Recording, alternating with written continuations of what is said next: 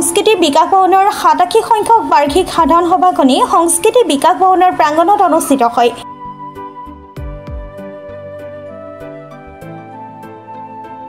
ভাৰতী কলিতা শিক্ষা ন্যাস উদ্যোগত সৰ্বোচ্চ 83% নম্বৰপ্ৰাপ্ত ছাত্ৰ প্ৰাঞ্জিত দাসক বঁটা প্ৰদান।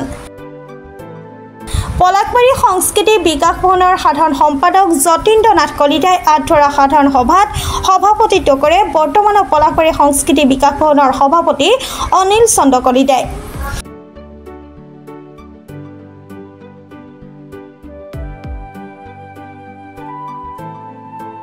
ৰাতিপুৱা সভাপতি অনিল কলিতাই পতাকা উত্তোলনৰ লগে লগে মদন চন্দ্ৰ কুমাৰ সংগীত বিদ্যালয়ৰ ছাত্ৰ ছাত্ৰীয়ে সমবেত সংগীতেৰে অনুষ্ঠানৰ শুভাৰম্ভ হয়। আবেলি 3 বজাত আৰম্ভ হোৱা মুকলি সভাৰ আৰম্ভণিতে ভূপেন হাজৰিকাৰ দ্বাৰা ৰচিত তথা বিচিত্ৰ কুমাৰ আৰু ৰঞ্জিত কুমাৰ দাসৰ দ্বাৰা পৰিচালিত মানুহে মানুহৰ বাবে শীৰ্ষক গীতটি উপস্থিত সমূহ জনগণৰ দ্বাৰা পৰিৱেশিত কৰা হয়। এই সভাতে বাৰ্ষিক হিচাপ নিকাচ তথা উন্নয়নমূলক কামৰ আলোচনা কৰা হয়। উক্ত সভাত বিগত বৰ্ষ কেইবেলিৰ নিচিনা এবেলিও পলাকবাৰী প্ৰৱেশিকা পৰীক্ষা চেণ্টাৰৰ পৰা প্ৰৱেশিকা পৰীক্ষাত সৰ্বোচ্চ নম্বৰ লাভ কৰা ছাত্ৰলৈ বঁটা প্ৰদান কৰা হয়।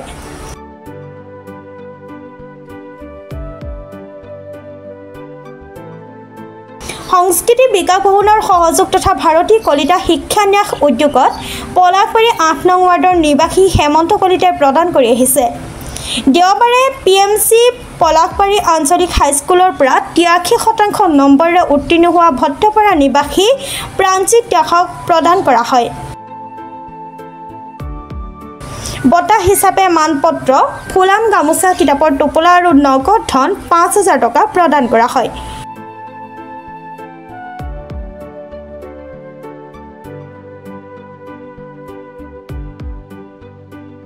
আজিৰ অনুষ্ঠানটো আমাৰ প্ৰতিটো অনুষ্ঠানেই গুৰুত্বপূৰ্ণ। আমাৰ ধৰ্মধ্বজ উত্তোলন হ'ল। আপোনালোকে দেখিছে যে আমাৰ পুৰুষোত্তম দাস ৰচিত আমাৰ যিটো বহুজনৰ বহু মনৰ বহু সাধনাৰ ধন, এই যিটো সংস্কৃতি বিকাশ ভৱন, এই সংস্কৃতি বিকাশ ভৱনৰ যিকেইটা আমাৰ শাখা প্ৰশাখা আছে, ইয়াৰ জৰিয়তে আমি সংস্কৃতিৰ এটা বাতাবৰণ গঢ়ি তোলাৰ কাৰণে সদায় ব্ৰতী হৈ আছোঁ। আৰু ইতিমধ্যে আমি কিছু আগবাঢ়িছোঁ, কিছু নহয় ভালেখিনি আমি আগবাঢ়িছোঁ। আমাৰ বহু পৰিকল্পনা আছে, কিন্তু এটা কথা আমি ক'ব লাগিব, এই বিকাশ ভৱনটো বিশেষকৈ যিটো প্ৰেক্ষাগৃহ, এই পুৰণি হ'ল, 50 বছৰৰ ওপৰ হ'ল। এইটো নতুনকৈ নিৰ্মাণ কৰাৰ আমি চিন্তা কৰিছোঁ। আৰু এই দিশত এজন নেতাই কিন্তু হেৰি কৰি গৈছে যে আপোনালোকে এইটো ভাবি নতুনকৈ নিৰ্মাণ কৰক। তেখেতে কৈছে যে আমি ধন্যবাদ জ্ঞাপন কৰিছোঁ, ভৱেশ কলিতা ডাঙৰীয়াই কৈছিল, কিন্তু আমাৰ কাৰ্যক্ষেত্ৰত এইটো আমি আগবাঢ়িব পৰা নাই। আমি আশা ৰাখিছোঁ সকলোৰে সহযোগত, আৰু বিশেষকৈ যদি চৰকাৰে এইটো দিশত গুৰুত্ব দিয়ে, আৰু গুৰুত্ব দিয়া উচিত, কাৰণ বৃহত্তৰ পলাশবাৰী অঞ্চলৰ ই একমাত্ৰ এটা সামাজিক সাংস্কৃতিক কলাৰ অনুষ্ঠান। এনে অনুষ্ঠান বিৰল বুলি ক'ব লাগিব, কাৰণ ইয়াৰ নিত্য নৈমিত্তিক আমাৰ অনুষ্ঠান হৈ থাকে। আপোনালোকে যেতিয়া আহে তেতিয়াই দেখিব যে কিবা এটা হৈ আছে। এই অনুষ্ঠানটো আমাৰ এই স্থাপন কালৰ পৰাই কিছু আমাৰ বিজুতি ঘটিছিল, কাৰণ ব্ৰহ্মপুত্ৰই আমাক প্ৰায় 14-15 বছৰ পিছত, স্থাপন হোৱাৰ 14-15 বছৰ যেতিয়া আমাৰ বিধ্বস্ত কৰিলে, তাৰপিছত আমাৰ বহুতো দুৰ্দশা হৈছিল। মানুহখিনি দূৰলৈ আঁতৰি গ'ল, অতত সিঁচৰিত হ'ল, আমাৰ ঘৰ বাৰী নোহোৱা হ'ল। বিশেষকৈ আমাৰ যিটো আমাৰ ক্লাব ঘৰ আছিল, এই ক্লাব ঘৰটো ব্ৰহ্মপুত্ৰৰ বুকুত বিলীন হৈ গৈছিল। তাৰপিছত আমাৰ এই পলাশবাৰীয়া সংস্কৃতিবান মানুহসকলে এই নৈৰ পাৰতে থাকি, যিখিনি মানুহ আছে মুষ্টিমেয়, এই মানুহখিনিয়ে এই সাহিত্য সংস্কৃতি কলাৰ সাধনাত ব্ৰতী হৈ আছে। আমি এই জুলাই মাহ আহি আছে, কৰ্মশালা পাতিম। ইয়াত এইবুলি আমি লোকগীতৰ ওপৰত কৰ্মশালা এখন কৰিছোঁ, পলাশবাৰী সংস্কৃতি বিকাশ ভৱন আৰু বিচিত্ৰ কুমাৰ ন্যাসৰ যুটীয়া উদ্যোগত, আৰু আমাৰ প্ৰণীতা বৈশ্যৱ মেধি ডাঙৰীয়াই ইয়াত প্ৰশিক্ষণ আগবঢ়াব। নমস্কাৰ।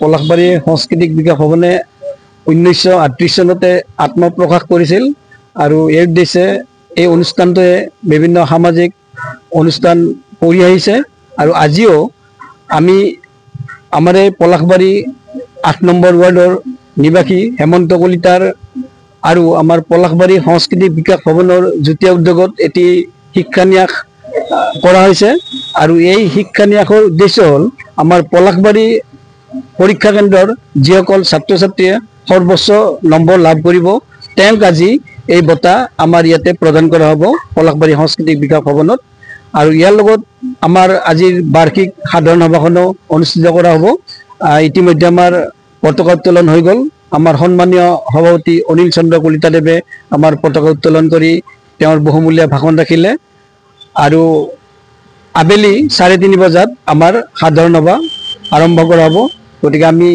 সকলো সদস্যৰে উপস্থিতি আন্তৰিকতাৰে কামনা কৰিছোঁ ধন্যবাদ বঁটা যিটো আপোনালোকে প্ৰদান কৰিব বঁটাটো আপোনালোকে কেনেকুৱা ধৰণৰ বঁটা ৰাখিছে এই বঁটাটোত থাকিব যেহেতু ভাৰতী কলিতা শিক্ষান্যাসৰ পৰা আমাক 1.5 লাখ টকা দিছিলে আমি তাৰ এটা ফান্ড আমি বেংকত থৈ দিছো আৰু তাৰ পৰা যিটো ইন্টাৰেষ্ট আমি পাই থাকো তাৰ পৰা আমি বছৰি এই ছাত্ৰ ছাত্ৰীসকলক দিয়াইছো এই বঁটাটো থাকিব নগদ 5000 টকা ফুলাম গামোচা আৰু এটি কিতাপৰ টুকুৰা আবেলি আপোনালোকে অনুষ্ঠান ৰাখা বুলি ক'লে কেনেকুৱা অনুষ্ঠান ৰাখিছে আবেলি আমাৰ এই বাৰ্ষিক অধিৱেশনৰ আমাৰ যি যোৱা বছৰৰ সকলো সম্পূৰ্ণ হিচাপ নিকাচ সম্পাদকে আজি ইয়াত দাখিল কৰিব কাম কাজৰ খতিয়ান আমাৰ বছৰৰ পৰিকল্পনাবিলাক আমি সভাত আলোচনা কৰিম আমাৰ সম্পাদকৰ প্ৰতিবেদন পাঠ হ'ব হিচাপ পৰীক্ষকৰ প্ৰতিবেদন পাঠ হ'ব আৰু এনেকৈ আমি বিভিন্ন আগন্তুক বছৰত আমি কেনেকৈ আগবাঢ়ি যাম এই লৈ আমাৰ উন্নয়নৰ দিশ সম্পৰ্কে আজি আলোচনা কৰা হ'ব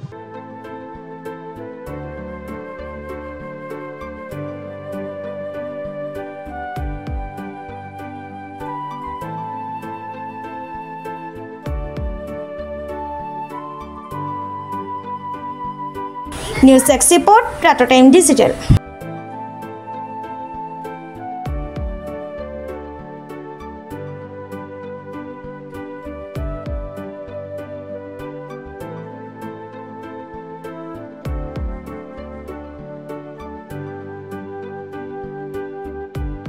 অসমৰ সংবাদ জগতখনৰ বাবে এক সুখৰ খবৰ আপোচবিহীন ৰাইজৰ কণ্ঠ সাপ্তাহিক কবচ পুনৰ এবাৰ অসমৰ ৰাইজৰ মাজলৈ স্বত্বাধিকাৰী প্ৰণীতা কলিতাৰ দ্বাৰা প্ৰকাশিত আৰু আপোচবিহীন একাংশ নপুৰণি অভিজ্ঞতাপুষ্ট সাংবাদিকৰ দ্বাৰা প্ৰচাৰিত তথা eco printing press Guwahati Katabari গড়চুকত মুদ্ৰিত সাপ্তাহিক কবচ এতিয়া অসমৰ বিভিন্ন প্ৰান্তত উপলব্ধ আমাৰ ঠিকনা মুখ্য কাৰ্যালয় অসম ফৰেষ্ট স্কুল হৰি মন্দিৰ পথ গুৱাহাটী আৰু উপ কাৰ্যালয় Kalita market Bijoynagar Kamrup Assam mobile number হৈছে 9435114666 70024728813 আমাৰ ইমেইল আইডি হৈছে kobos2025@gmail.com